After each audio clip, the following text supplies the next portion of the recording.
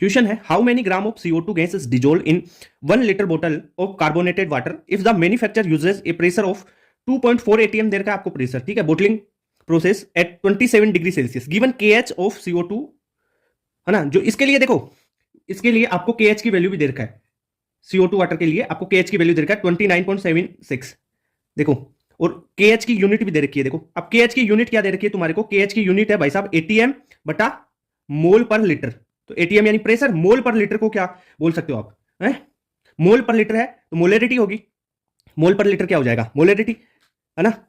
अब इसी से फॉर्मूला बनता है यूनिट से ही, तो कौन सा फॉर्मूला लगाओगे, pressure is equal to KH into solubility, क्या लिख दूं मैं, मोलरिटी लिख दूं, तो सोल्युबिलिटी को मोलरिटी लिख देंगे। तो प्रेशर कितना दे रखा है तुम्हारे को 2.4, KH की वैल्यू कितनी दे रखी है 29.76 इंटू, अब मोलरिटी है, मोलरिटी क्या होती है, मोल्स ऑफ CO2 बटा वॉल्यूम।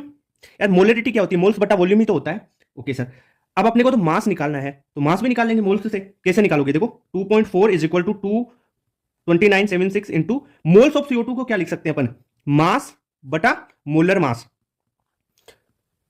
है ना, और वॉल्यूम तो है ही, वॉल्यूम ये लो इंटू में, तो वॉल्यूम तो 1 लीटर हो ही गया, ये देखो 1 लीटर दे रखा है तुम्हारे को, तो 2.4 is equal to 29.76 into mass कितना है, मास निकालना है अपने को, वॉल्यूम 1 लीटर दे रखा है, और मोलर मास CO2 का मोलर मास कितना होता है, CO2 का 44 होता है, तो यहां से अपन निकालेंगे मास, तो यह आ जाएगा 2.4 इंटू 44 अपॉन 29.76, तो यह आ जाएगा लगभग 3.5 के 3.52 आंसर आ जाएगा आपका।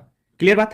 तो इस प्रकार आप क्वेश्चंस को देखो, सबसे पहले फॉर्मूला कौन सा लगाना है, वो KH की यूनिट देखो, KH की यूनिट या तो यहां पे दे रखी होगी, ठीक है, या आपको ऑप्शंस होते हैं ना उनमें दे रखी होती है। जो पहले वाला क्वेश्चन करवाया उसमें ऑप्शंस में थी, ठीक है, पास्कल के रूप में थी KH की यूनिट, यहां पे ATM पर मोल पर लीटर के रूप में है, ठीक है। तो इस प्रकार से आप फॉर्मूला देखोगे। ओके, तो हेनरी लॉ के ये क्वेश्चंस हो गए आपके।